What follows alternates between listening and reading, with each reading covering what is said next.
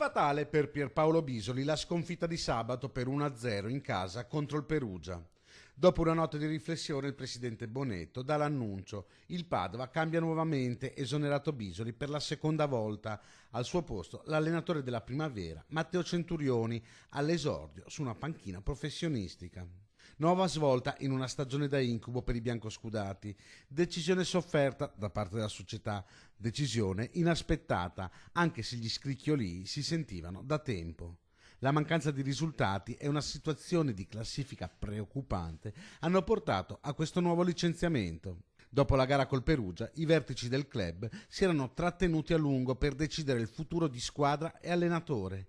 Il presidente Bonetto, dopo l'incontro, parlando con i giornalisti, aveva rilasciato dichiarazioni sibilline, poi domenica la conferma. Ora tocca a Matteo Centurioni raddrizzare una stagione che sembra proprio non voler andare per il verso giusto. Al nuovo mister ora si prospettano 2 settimane di allenamenti, vista la pausa, prima di tornare in campo nel derby contro il Cittadella. Alla compagine biancoscudata servono 4 vittorie e 2 pareggi nelle prossime 8 gare. Impresa difficile ma non impossibile, vietato sbagliare.